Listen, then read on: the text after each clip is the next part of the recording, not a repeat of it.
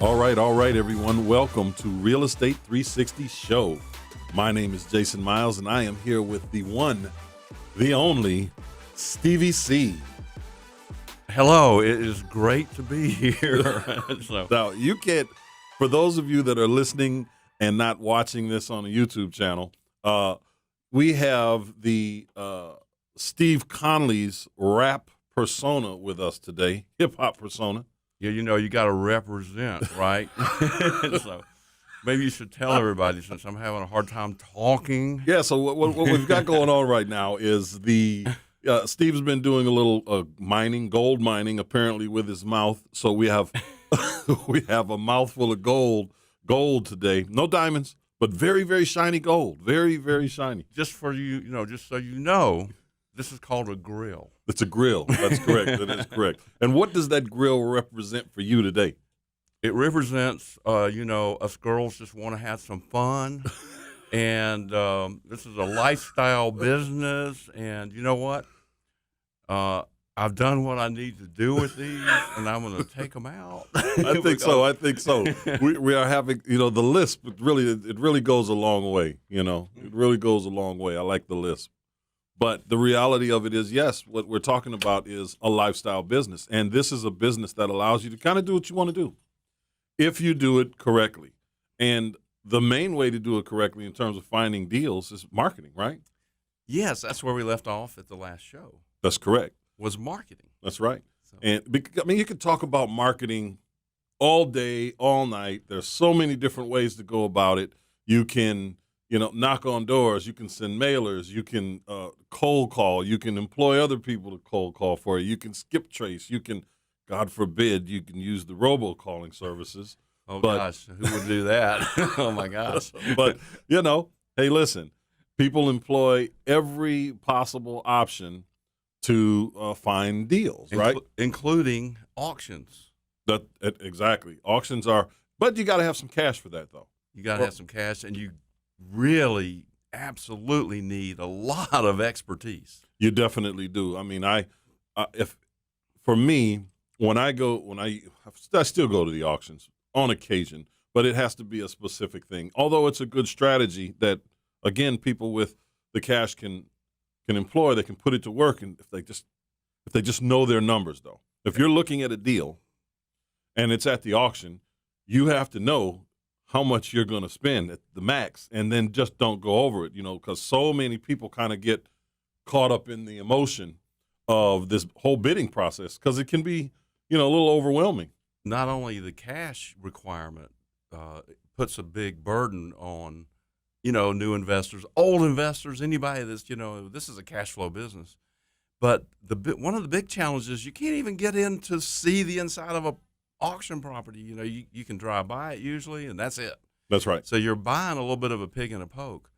And, I've only been doing this for about 35 years. That's all. And, I've been to a bunch of auctions, where they're trying to sell stuff. And beyond everything else, beyond all the other challenges, the cash, and, you don't know what you're buying, the prices are like out the roof. They absolutely can be. But that goes into the next part of this. A lot of the seasoned auction people, they don't come alone, right? And I liken it to the velociraptors in Jurassic Park. You see the one, but it's the two on the side that you don't see, and they're the ones that are setting you up. People don't know that, and they're bidding the prices up. They're bidding against each other because they've got you in the web. They see the emotion in your face. Right. They can see that you really want this thing. And 9 times out of 10, they're the sellers, or they represent the sellers. Of course, the most they can get for these, the better. But you see that happen a lot, but you don't see it until you've done it, until you're out there and you're in it. And then you start to notice it. But by the time you've noticed it, you've spent tens of thousands of dollars more than you should have spent on multiple properties. Absolutely. And you probably have bought 1 or 2 houses at the auction or an auction. Absolutely. 1 or 2. I have never bought one because, I'm looking at these things and I'm thinking, I can go buy this, out on the street for less than what they're selling them for.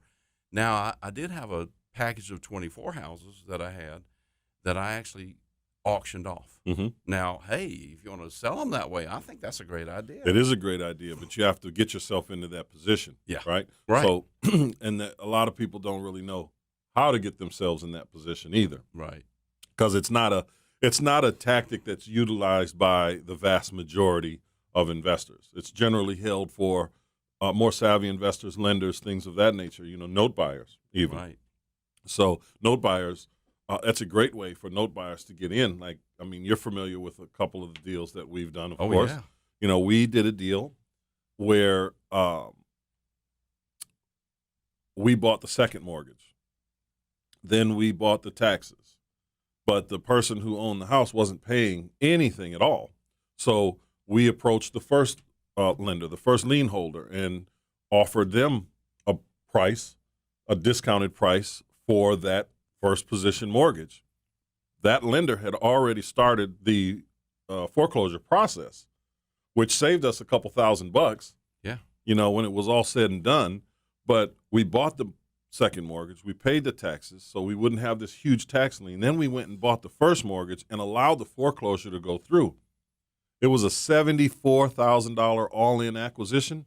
That property sold at auction for $106,000. And you didn't even want it to sell. I didn't want it to sell. I wanted to do the renovations on the That's property. right. But how can you say no to, $30,000? Exactly. I it's just today. a bird in the hand. That's right. A bird in the hand. So there's a lot more that you can do. Obviously, with a $30,000 profit, you got all your cash back. But the whole point is these auctions are a great place to make money if you know that you've got a great deal. Yeah, you probably need some more education before you start doing that, or just go down there and jump in and That's the best way to get bidding. What the heck? That's the best way to go. You go down there and you just look at the people. You just see who's doing what. Stand back. Yeah. Stand back from it. And watch the people. Yeah, stand back. Don't start bidding. Don't bid. Don't bid. Don't bid at all. Although, there are in some states ways that you can bid. Right. And you have 30 days to come up with the money. I know South Carolina's like that. Right. But for those folks, that gives them the opportunity to potentially get a good deal because they're bidding against these juggernauts in the marketplace, these private equity firms that are interested in buying them, fixing them, renting them out for a while, and doing maybe a 7, 8, 9% interest rate, interest on the money on an annual basis. We can't live like that. No. We can't do that. We need much larger spreads. We gotta have it. A lot of those guys are just cash, and they're moving the money around, so they're not really as active. So they're not adding that energy and time and expertise that we are. So we can't look at our stuff as, hey, we're getting 100% or 200% return on our money, right? Because we're adding a lot of effort and energy and time. If we paid somebody to do all those things, then that number would go down a lot. For sure. So for sure. And then, of course, we have those for sale by owners, which yes, we are really big, and we were talking about this a little bit Saturday.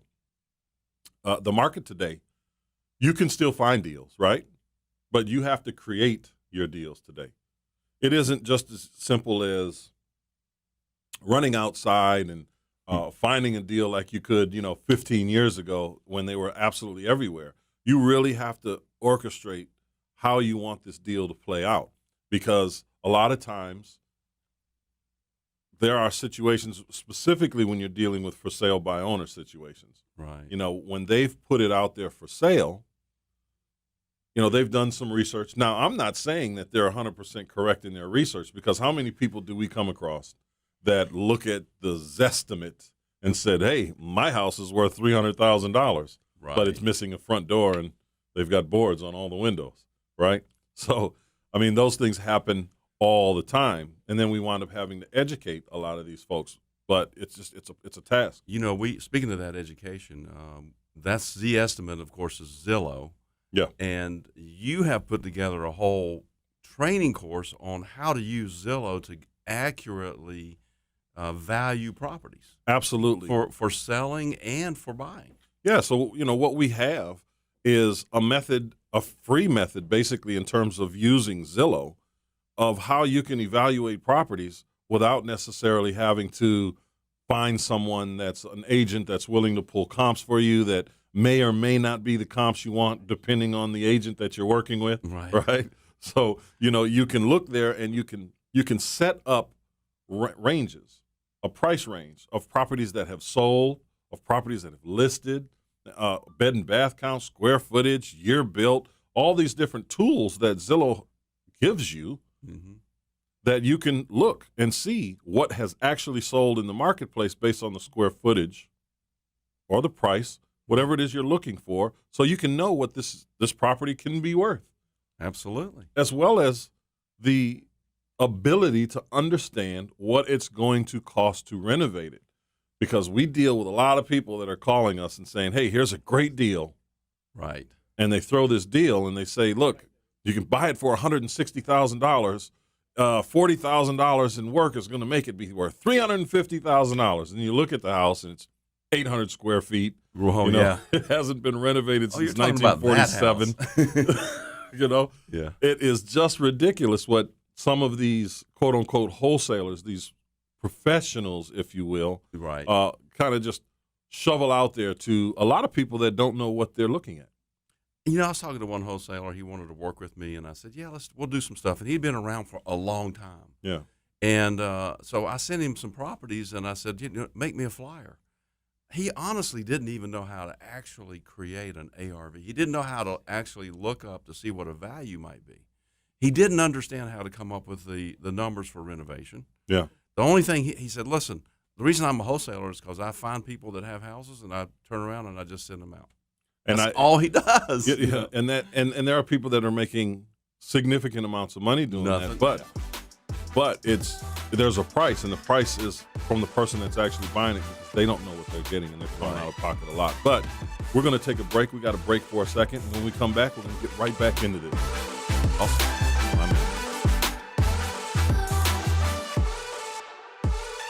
We'll Buy Your House. Click 833willbuy.com. That's 833WELLBUY.com. Or call 833-WILL-BUY. Se habla español. Llámanos. Call us today.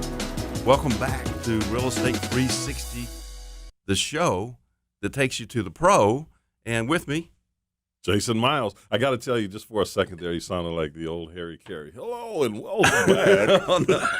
Just for a second, I heard Harry Carey. Okay.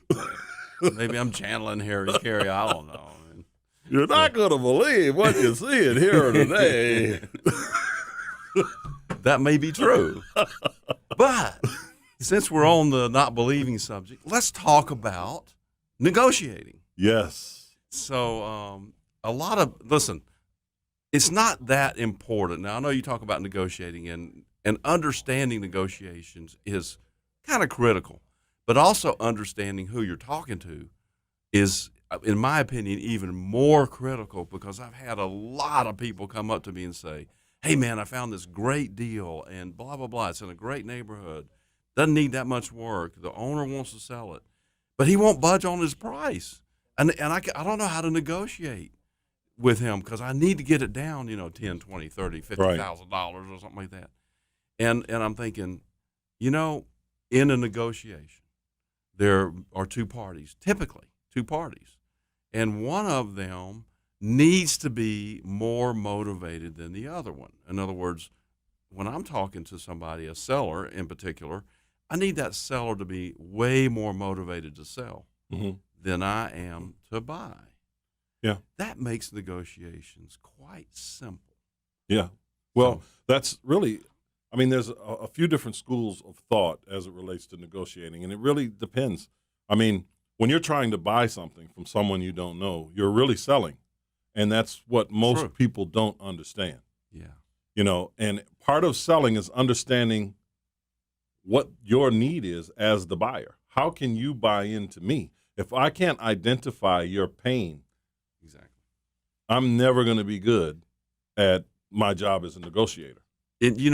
We call ourselves real estate investors, but we're marketers and we're real estate problem solvers. That's correct. Now, this scenario I just gave you with this person that had a seller, that seller did not have a particular problem. Yeah. So there's no problem for us to solve.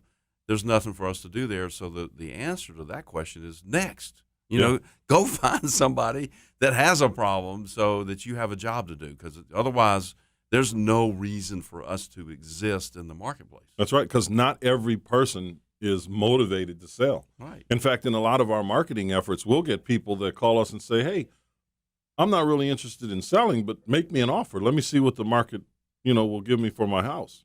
And here's get what that a I lot. say to them. Here's what you should do. Do a little research. Find out who the most active realtor is in your neighborhood and call them and have them list your house. Yeah. And sometimes I could think of one time in particular I got a call like that, and it was actually in my neighborhood. Yeah. And I went over and saw the guy, looked at his house, beautiful house, built in the 70s, very well kept, big ranch on a basement. I mean, it's a big house, big lot. Mm. And I like big ranches on basements. yeah, it was beautiful. Yeah. I mean, a little dated, right? Sure. But it was something that he could very easily sell right now for, at that point anyway, for about $2.25. Mm. And I was just honest with him. I said, listen, I can make you an offer, but my offer is going to be way less than what you can get for this house. My recommendation is that if you are interested in selling it, do what you just said. Right. Call this agent or call an agent and get top dollar for it, because this is how much you'll get for this house as it sits right now. And I was just honest with him. And I find that when I'm in those kinds of situations, it's a lot easier just to, instead of lowballing someone, because there's a bunch of deals out there. I mean, you don't have to fight for the one deal. You don't have to, tell this person. You don't have to take advantage of people. You right? don't. We were talking about this earlier today. Yeah. All you have to do is imagine what you want. That's right. And do it in the proper way, and then just watch the universe deliver it to you. Now, that sounds really airy-fairy, but, you said something when we were talking about this morning. Yeah. You said, and it's real. It is real. Living in abundance, I know we're kind of sidebar, but it's the truth. Yeah. Any success at anything you do, you have to be confident in what you're doing. You can't walk around life worrying about, oh, how do I pay this bill? I need this money. Listen, we live in a world that's full of abundance. The example that I use are the trees. The trees live in abundance. They don't try to live. They don't try to breathe. They don't try to grow. They just do. Now, of course, we as humans have to act. There has to be action behind what we do, but we are surrounded by power. We are surrounded by powerful energy, and that energy will take us to everywhere we want to go. So as it relates to the kind of energy you put out there, if you try to take advantage of someone, that's the kind of energy you're going to get back. It's all a reflection. It is. Every single thing is a reflection. It is. Some people call it karma, but I don't really go to the karma route. I think it's more just, it's going to show, you're going to see yourself in everybody else out there. Mm-hmm. That's true. But let's not get too deep into this, because we're here for real estate But investing. it's very specific. But it's my favorite subject, Absolutely, because it's real. And the reality of that is, by not taking advantage of this guy, and telling him, look, I'm going to offer you like $160,000, but it's worth $65,000 more right now. Yeah. That guy appreciated that conversation so much, he started sending me. Now, I didn't do any deals with the people that he sent, because they wanted the same kind of thing. But right. But the point is, we built a relationship in that moment, a positive relationship in that moment of just sharing an honest opinion about what he could do with his house, instead of trying to lowball him and steal the house, basically. I mean, not really technically steal it, but but he sent me, I think, 3 or 4 other people that were interested in selling their homes, and that would not have happened had I tried to take advantage of him. And that, again, goes right into how we build these relationships with these people in that moment, so that we can effectively negotiate. And he had really not any particular problem for you to solve. None whatsoever. So there was no pain there. Right. So one of the things that I do when I'm negotiating is shut up. Yeah. Well, that's powerful. Yeah. I say nothing. Yeah. I ask a question, and then I will just be quiet and listen to what the person has to say about this house, because you never know. And the only way you're going to know is if you have some kind of inside information or if you shut up and listen to what they say. Because you're going to know in just a matter of minutes if this is a house that they grew up in, or, it was a family member that passed away and left it to them. They're going through a divorce, and it was an investment property. They're tired of renters destroying the house, whatever the case. We'll never know that if we don't just shut up and listen. And, of course, ask the right questions that will allow that person to talk as they walk you through the property. If you tend to forget about that, let's break down the asking word for a minute. Let's break it down into 2 words. First 2 letters, A-S, as, and the last 4 letters, king. So you're acting as a king when you ask questions and you're asking. Well, I like that. Yeah. You never heard that, have you? I have not. Yeah, that's I will be incorporating that into a lot of conversations over the next couple of weeks. Asking questions is so powerful. We've all heard, you have 2 ears and 1 mouth. Use those proportionately, but that's one of those, things you hear over and over again, and after a while you don't hear it anymore. Yeah. So there's a new twist. I like that twist. Yeah. As king. As king. Yeah, that's solid. That's solid. Hey, what else would people do to find, great deals on houses? It's really interesting that you even bring this up because for some reason this has really been the energy that has kind of taken over, our social media stuff. We've got people from all around the country right now calling and saying, hey, listen, I'm trying to find properties. I got a message on Instagram yesterday from a guy in Colorado. All week it's just been people in different places. Yeah. And, they're like, hey, listen, I'm in this market. I can't really do this because of the values. And the reality of it is you can do it everywhere. You can simply just put out your bandit signs. Is it going to work? Yeah, if you're consistent with it. Are you going to get 1 million phone calls a week if you've got 5 million signs out there? Absolutely. Right. But generally, no. You have to couple your efforts. We had a gentleman that had $200 and he's like, what can I do? Yeah. So I said, hey, you got a computer? Yes. Do you have a printer? Yes. Okay. Make flyers, 4 to a sheet, and go out and start knocking on doors. Sounds familiar. Yeah. It's what I did. Yeah. It's what I did. And there you go. And then we talk about how you set up your contracts and how you get due diligence periods, but that's a whole nother thing. But when I had $200, that was all I had. Yeah. I went down and ran an ad. Yeah. I wanted people calling me. Yeah. But everybody has their own way, and the door knocking way is extremely powerful. It is. And again, there are other things that you can do as well. We talk about reverse marketing, cross marketing, other people's properties. Sure. You don't have to necessarily know how to go out there and find a deal right now. You should, because your profit margins are, a lot larger when you're the point of contact for that purchase. But if you're just starting out and you really don't have a bunch of time, you don't have a bunch of money, and you're a little bit internet savvy. You don't really have to be too savvy to know how to use Facebook, right?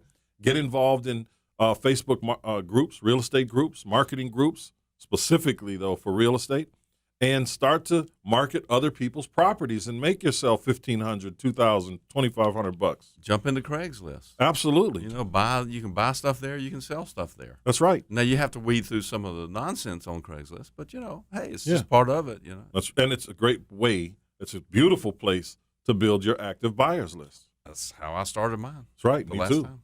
Time. It just makes no sense, really, when you have this opportunity in front of you not to take advantage of it when it can cost you nothing to do. But we do have to take this break, Steve. Okay. We're coming up against a hard break. All right. Well, then let's talk about some other stuff when we get back. See you in a minute.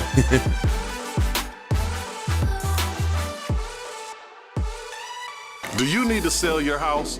Well, our company will buy your house. We make the process very fast, very easy, and it's all cash. All you have to do is give us a call today. We'll buy your house. Click 833willbuy.com. That's 833WELLBUY.com. or call 833-WILL-BUY. Se habla español, llámanos, call us today. All right, we are back. Welcome back, Steve. How was the break? It was fantastic. Oh my gosh. Seems like it's been forever.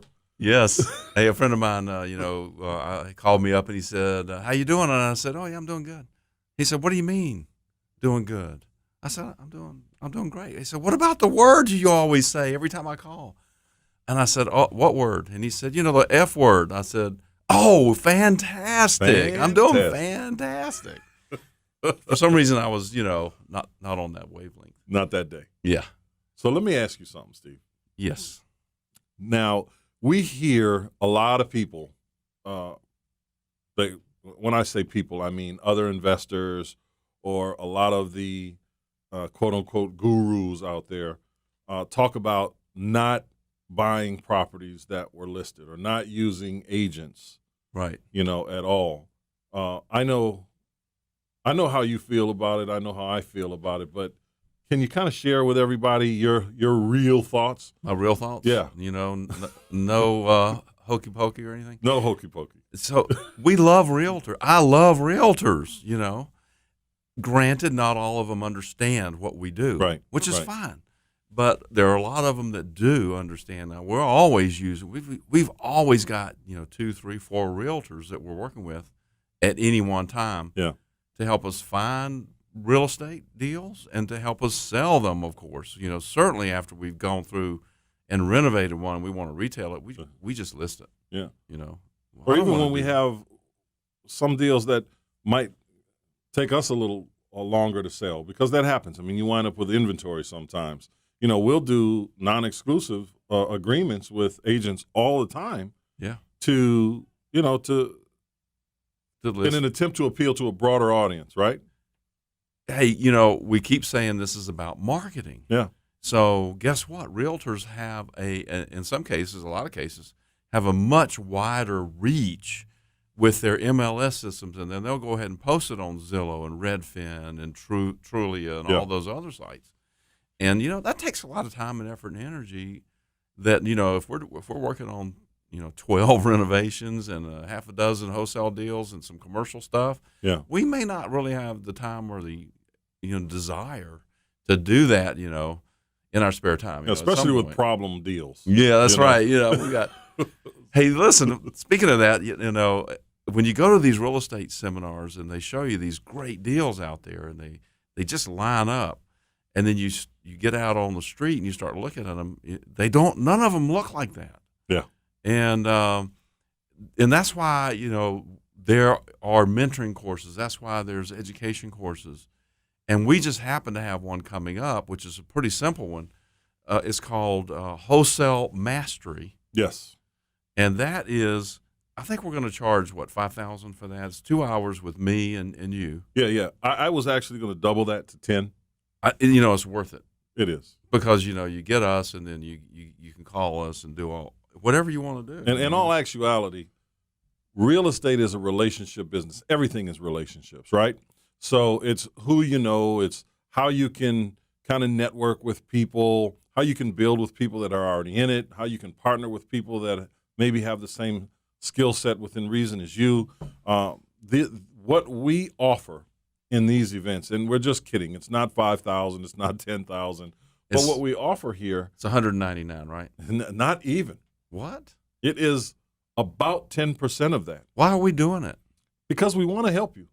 There's no other. We're going to lose money. We lose money every week because there's only 30 seats available, generally speaking, right?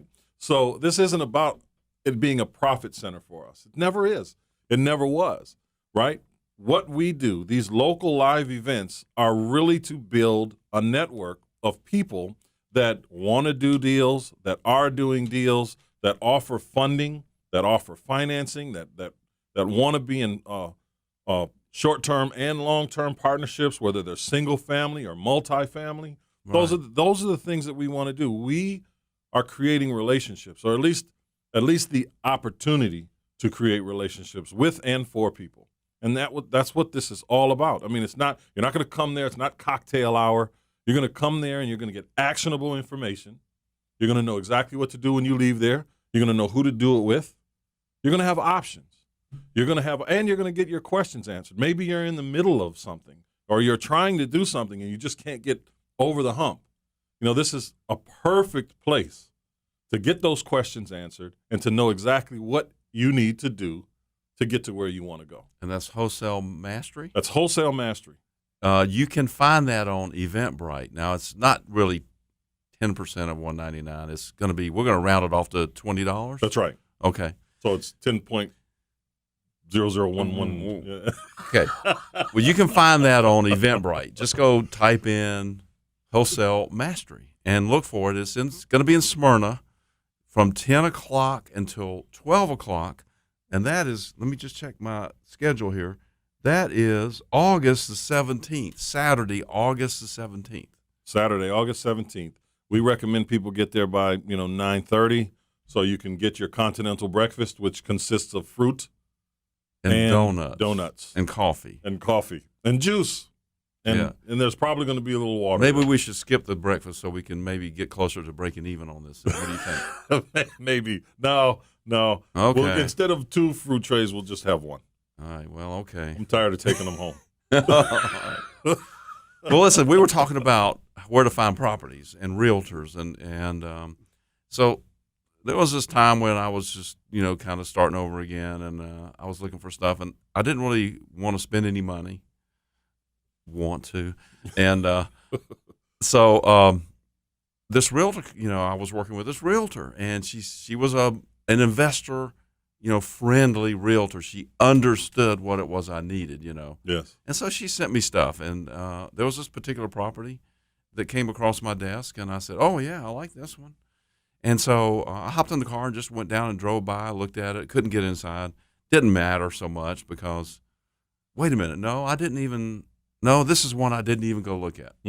I just wrote the contract. I said, yeah, let's do this one because it looked good.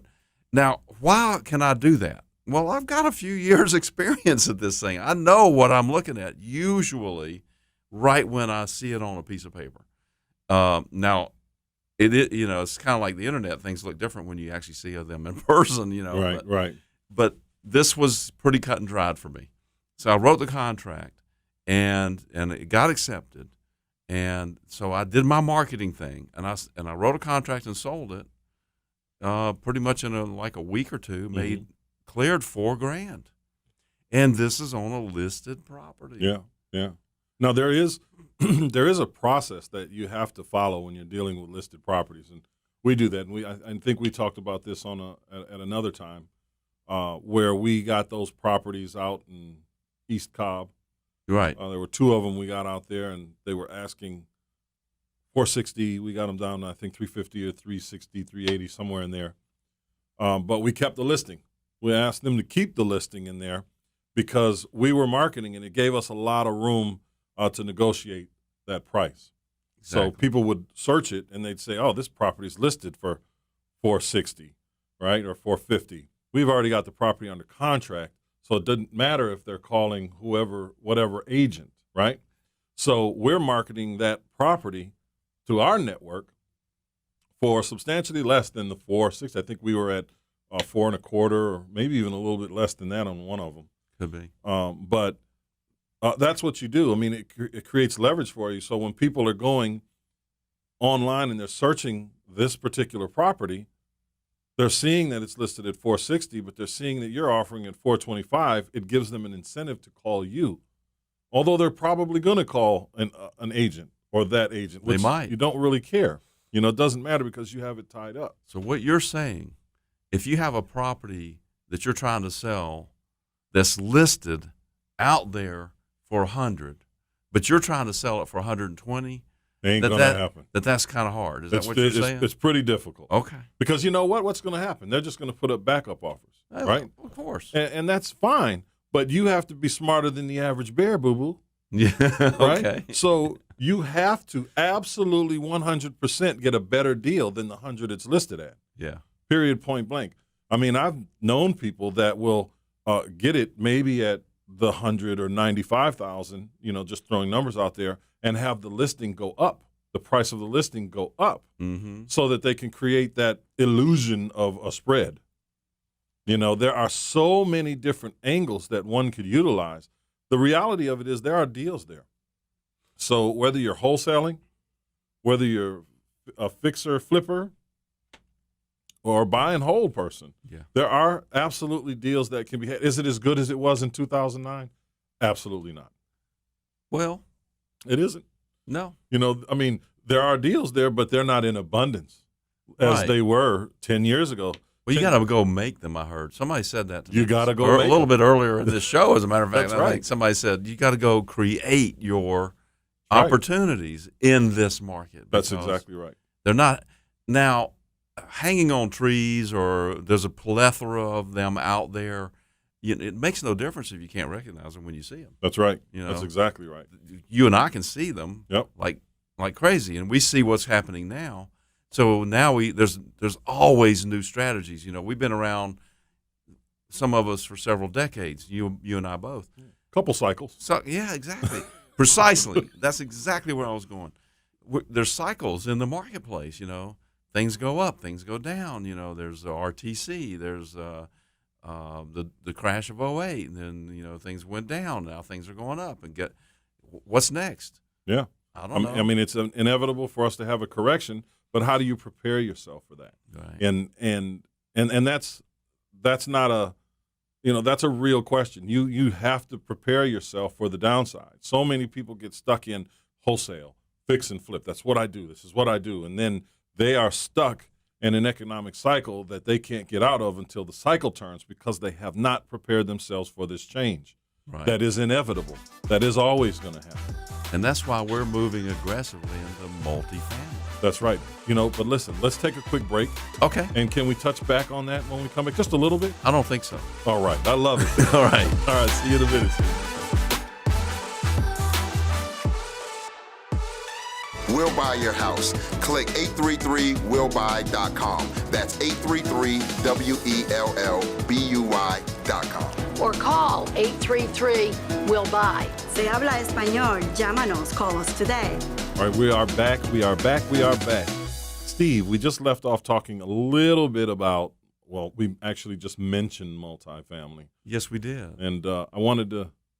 I did not say no, we weren't going to talk about multifamily. You sure did, but we got to do it. Okay, Because, all right. Listen, we've got people out here that are, they watch a lot of television, they go to a lot of seminars, and they kind of get stuck into that single family real estate business, right?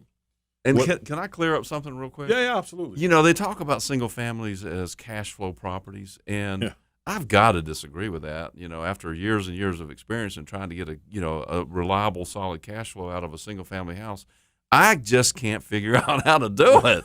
Yeah.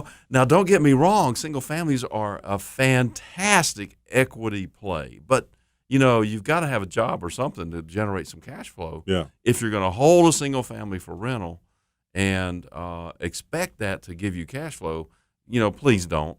But if you expect it to get paid down over, 15, 20, 30 years, and you have a great asset on your balance sheet, and your net worth goes up a lot because you've got appreciation and depreciation, and the cash flow to help pay for the mortgage, then if you go in with the right expectations, it's a great right. deal. But for cash flow, what do we do? It's multifamily, and it's all a cash flow business. I think that, and again, I'm generalizing, but I believe that going into a multifamily property, you shouldn't go into it expecting an enormous amount of appreciation over time. Right. You shouldn't. This is all about cash flow. It's purely about cash flow. Multifamily is your cash flow. Single family is your appreciation and equity. Correct. Correct. Now, that doesn't go without. It doesn't necessarily mean that you can't create equity in the multifamily space, because that's what we do. We're looking for what's called value add opportunities in the multifamily space. Maybe it's physically distressed. Maybe there are managerial issues that are just, maybe there's just no manager, right? There's no management whatsoever. Or maybe they just don't care, which we also see, right? But if they're willing to sell at the price we're willing to pay under those circumstances, Yeah, so now you might buy a building for $1 million that you might have to stick 600,000-700,000 into it, but it's worth $3 million when it's all said and done. You've just created, 1.2, 1.3 million, $1.4 million, not to mention the increase in rents that Right. you get. My mentor's mentor, you'll hear me talk about it all the time, when he was going into those deals, meaning the first year, all he wanted to do was make $100 a month per door. Right. That was it. He wanted $100 he wanted per to door. net $100. He wanted per to net door? $100 a month per door. Okay. But what people fail to realize is he was a buy and hold guy. He wasn't a guy who was willing to sell it in, 4 years, 5 years, 6 years. He wanted to hold. But what happens to your rents every year? Well, I guess they go up. At least 2%, right? Yeah. Everybody who rents knows this happens every time your lease is up. It's a little bit more expensive, Now, some of that, of course, as the property owner, your taxes are going up as well. And some of your other expenses do go up as well. But just to put the math pretty simply, if he's making $100 this year, well, next year he's making 102, Right. and the year after that he's making 104 and change. And now it really starts to compound over time. And again, it's a cash flow business. So if you're making money in the single family business, you want to stay in real estate, I think it's very important that one diversifies into another aspect of real estate that is, I'm not going to say recession proof, but what I am going to say is everyone has to be able to live somewhere, and they have to be able to do it affordably. What happened, speaking of recession proof, what happened to multifamily in 2009, for example? It was one of the most interesting things. Now, I must show you this in comparison, right? So in comparison, single families during the real estate bubble bursting, Yes. there were about 10%, slightly more than 10%, but approximately 10% of single family mortgages that went belly up. And you saw what happened to our economy. I mean, it was devastating. It was devastated with just 10% of the market falling out. That's because of a whole different situation. Our central banking system, how all that works, selling debt ratios, Yes. blah, blah, blah, blah, blah, blah, blah. Right. Now, multifamily, in that same time period, only 0.4% of the number of foreclosures were multifamily. Wow. Only 0.4% of the multifamily units on the market, only 0.4% of them went into foreclosure. So lenders really kind of like multifamily. Lenders they love them because they're cash flowing, right? Right. If they get this one house like you were talking about before, if a bank forecloses on one house, and there's generally they're not getting those rents aren't coming in, and they're going to offer that person cash for keys to get out of there Right. in short time. That's not the way it goes with multifamily and banks. These things are cash flowing. They simply take it over. And they take over the rent collections. They take over the rent collections, put new management in, or use the existing management. If it isn't in-house from the previous owner, if it's outsourced, they'll use the same ones generally. But then they don't want to do any of that. That's not what banks do. They No, that's don't. not. They're not interested in acquiring multifamily. They are not. But you know what? They're very interested in you bringing them a deal that makes financial sense. Right. These are properties that it's not about you personally, right? It's not. It's not about you personally, and depending on where you're getting the money from to do these kinds of deals, they are not going to ask you. You don't have to do a personal guarantee, right. right? It's the asset. It's the asset that makes sense to them. And again, it depends on, what kind of asset you're buying, what condition it's in when you're buying it. All of that actually matters. So the processes to do it are the same really as single family. So if you're going to buy doors to rent, Right. wouldn't you like them to be in one square? It's a lot easier, than to collect it from 50 units if they're all in one spot. Exactly. And then maybe you could afford to hire a property manager and just let them pay the property manager. That's right, because property managers at that point are 5-6% as opposed to 10% on the single family side. Right. Rental processes are a lot easier to manage. Property is a lot easier. You only have to cut the grass at one property instead of 50 or 60. Yeah. So if if anyone has an interest in investing in multifamily, what do they need to do, Steve? Well, they probably need to find us, and we have programs where, and you mentioned this in one of the first shows that we did, that if you have a lot of money and no time, this is multifamily. We're syndicating some multifamily right now that gives people a great return to get all the benefits of ownership with none of the headaches of actually doing any of the work. Yeah, that's correct. So I think that there are a lot of people out there that want to get involved in real estate. There are disbursements that are going on a regular basis from monies that are generated from these things. There's quarterly profit to be split from cash flow. There's equity that's shared throughout the process. There's depreciation that's shared throughout. All of those great things. I mean, listen, by diversifying in the real estate market, a lot of people watch TV and they get sucked into the fix and flip game and the wholesale game. It's a great place to start if you've got some time and you don't have any money. It really is. Yeah, it's a lot of fun too. It is, and of course we're not knocking it. No, we'll never knock it. But the point is, you live and you learn, and the longer you live, you grow. You have these different experiences, and going through pain is the best teacher ever. Yeah, that's I don't know any other experience that I've learned more from than the pain that I've been through. In different aspects of life. You know what they always say, at least what I always say, if you're not making any mistakes, then you're not doing anything. That's right. That's exactly right. So you're watching TV. That's it. I mean, we watched what happened during we did more than watch. We were a part of what happened. Oh, yeah. During the crash. I mean, we were affected. I think I know that most Americans were affected by this, whether they were involved in the real estate industry or not. Mm-hmm. Americans were affected by what happened in 2008-9, and really 10, it started to kind of turn around a little bit. But we really went through it, and that taught a lot of us how to diversify, how to stick through certain markets, how to stick with things, because we saw, people sell off things, and we saw the comeback for the people that didn't sell things off. We witnessed the comeback. So you saw me down there selling off some stuff.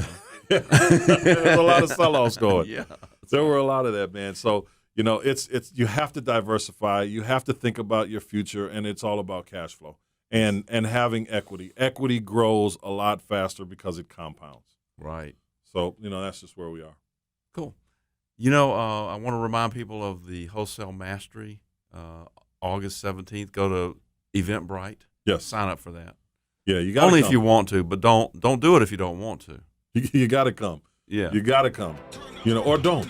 If we tell them not to, they probably will.